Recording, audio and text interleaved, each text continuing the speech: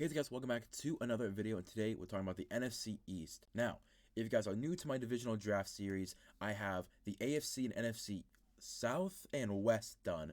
Now I'm on the NFC and AFC East, so today will be the NFC East, and then a couple days from now is going to be the AFC East. So if you do want to be notified when I post my next series, hit that like button, subscribe, hit notification bell as well to be notified when I post and when I go live, because I will be going live April 28th to the 30th for the NFL draft. I'll be doing at minimum the first 2 days. So round 1, 2, and 3 I will 100% for sure be doing, and round 4, 5, 6, and 7 we'll see what happens. But 1 through 3 is 100% going to happen. I'm so excited for this year's draft. I love draft season so much, but there's a lot of guys in this draft that I've been waiting for since their rookie year to finally get drafted, including Derek Stingley Jr. But thank you guys for watching. Let's get into this video. The NFC East, let's go to gaming. Yeah, so we're going to be starting off with the Giants. The Giants in this draft, so at pick 5, I was thinking, okay, there's Charles Cross and Evan Neal who I want. So those are the tackles I think are going to be there. Kayvon Thibodeau fell. He fell to 5. You don't let Kayvon Thibodeau slip past you. The Giants, they could really use a star edge rusher. They have Azeez Ojulari, they have Dexter Lawrence, they have a couple pieces that could be really good gap fillers, but Kayvon Thibodeau is that monster. He's the Michael Strahan that you need for that defense. And at pick 5, Charles Cross and Evan Neal are both available. So I said, okay, so pick 5, I'll go Kayvon Thibodeau. Pick 6, whether it's Charles Cross or Evan Neal, I'm okay taking the guy who slips past 6. And that guy ended up being Charles Cross. And Charles Cross, I think, is a better fit anyway. I think he can play right tackle easier than Evan Neal could. But Kayvon Thibodeau and Charles Cross, if you walk away day 1 with those two players, that's an A+, in my opinion.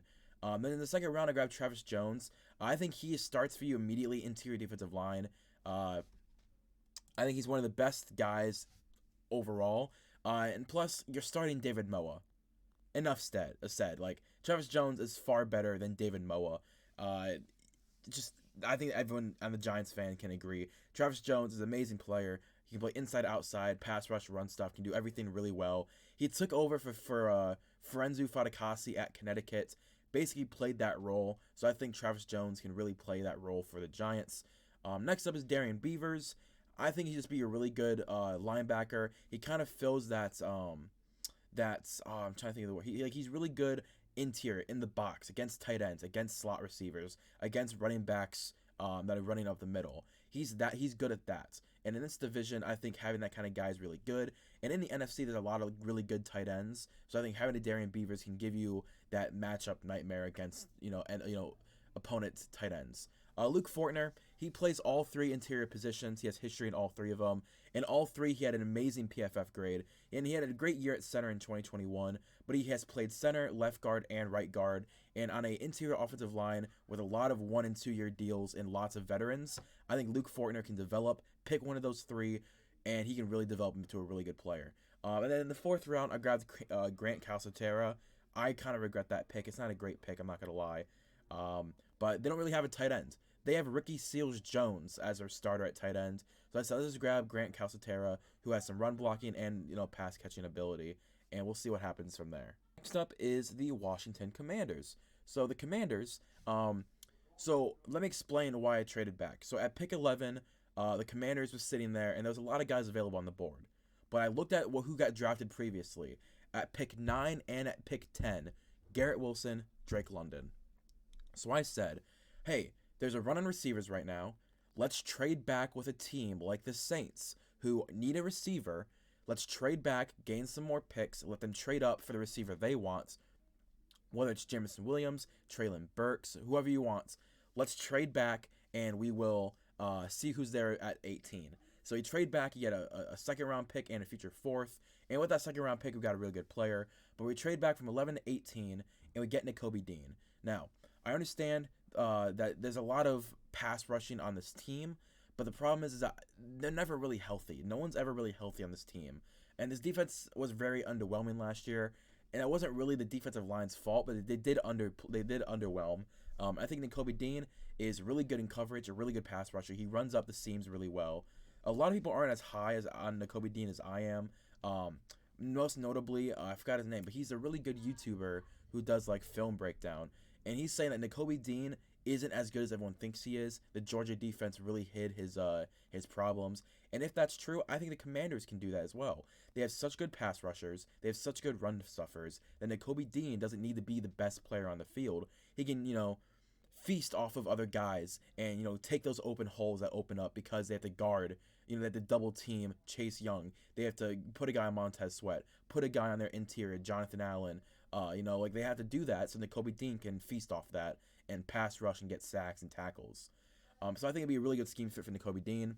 Next up is Jalen Petrie. This secondary has really struggled. They don't really have a good safety outside of Cameron Curl, who had a sophomore slump. But Cameron Curl and Jalen Petrie could be a really good 1-2 punch at safety. And at worst, he can play slot corner. Benjamin St. Juice, I don't know if you want him starting long term. So I think if Jalen Petrie can come in, he can be a really good guy. He'd start immediately for you, whether at corner or safety. Then Nick Benito, again, this is more versatility. He can play interior, exterior. It's adding more firepower to that defensive line. You lost Tim Settle. You don't really have a good backup. But Nick Benito is good enough to be a starter. He had 2 of the highest rated seasons ever in college football history, with like a 91.8 and a 92.5. No edge rusher has ever had that good of a season that hasn't been a really good player. I think he has one of the top 5 rated seasons ever in PFF history. And Nick Benito's been really good. I think he's going to develop really well. And if Montez Sweat doesn't end up working for you, I think Nick Benito will. Because Montez Sweat contract is coming up pretty soon. So if you don't want to extend Montez Sweat, I think Nick Benito can slide in and take over that position. And Neil Farrell is just a really good backup. He's not the greatest player, you know what I mean? I don't know. It's gonna be interesting. He's just a backup nose tackle. He offers utility off the bench, and he can cover up his deficiencies with how good that defensive line is. And I have a couple more things on Nakobe Dean. Cole Holcomb is on the last year of his deal as that weak side linebacker, and Nakobe Dean's better than Holcomb in every way. He's a great pass rusher, great run stuffer, and I think because Cole Holcomb's on the last year of his deal, I don't think this team wants to invest money at a weak side linebacker who isn't super good. I think Nakobe Dean comes in and is immediately better than him. So I think it's okay to let Cole Holcomb go. You replace you draft his replacement and someone who's better than him anyway. So it gave me an A. It gave me a B+ for the Giants, and it gave me an A for the Commanders. So far, I really love these 2 drafts. And I think it is so far the best pairings of a division so far. And I don't know. I think I just really like this. I like the trade back. You take that value of like, okay, the 2 top receivers in this class are gone. Let's trade back. Let's let the Saints take either Jameson Williams, Chris Olave, Treylon Burks. Let's see what we can get at 18.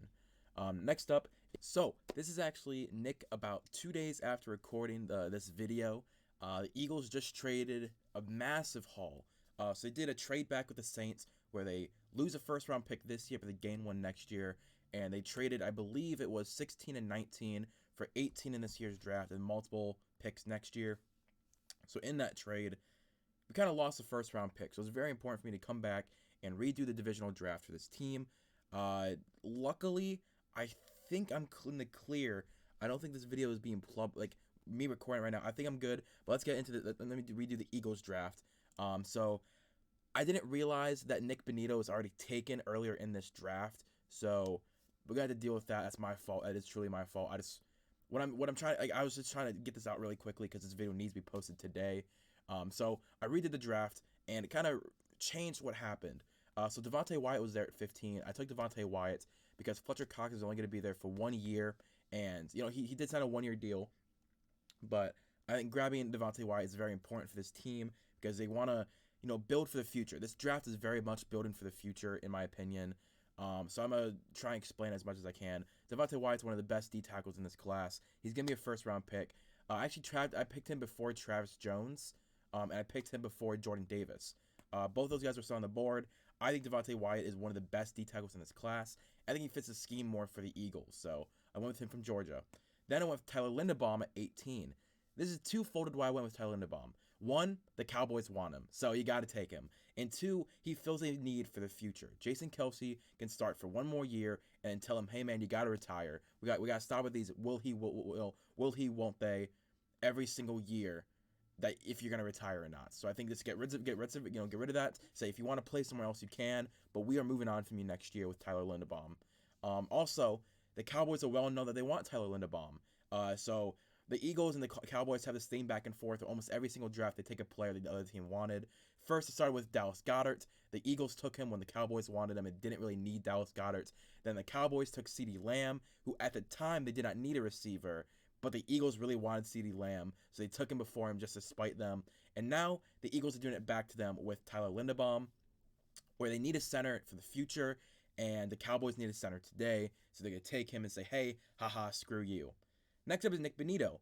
Nick Bonito is one of the most consistent edge rushers in this class. He can play inside, outside, but I would primarily play him outside.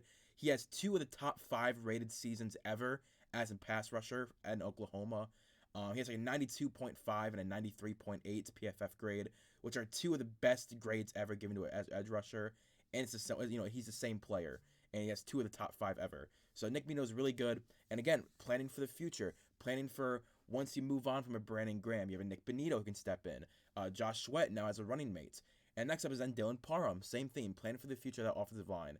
You have the guard you drafted last year. I'm blanking on his name right now, but you have the guard you drafted last year at left guard. Dylan Parham can play right guard because Brandon Brooks did retire, and I think Dylan Parham is better than the current option. He can play wide zone schemes, which is what they like to run, and he's a really good blocker. I've been saying this for like the 49ers. I think Dylan Parham fits best in a 49ers type system, and the Eagles run a type of a similar system where it's very run heavy. I mean, they were the #1 rushing team in the league last year, and that's where Dylan Parham would succeed most, is in a run-based scheme with a mobile quarterback, and that's exactly what the Eagles have. Then it's Wan'Dale Robinson. Wan'Dale's really a gadget guy, and I think that's what the Eagles need. They have their prototypical one. They have a bunch of guys who are really 3s and 4s at best. I think Wan'Dale Robinson can be that wide receiver who has a bunch of gadget routes and is, a very big screen threat, a handoff threat. Like, he can play that very ingenuitive position on this offense. And next up is Sterling Weatherford.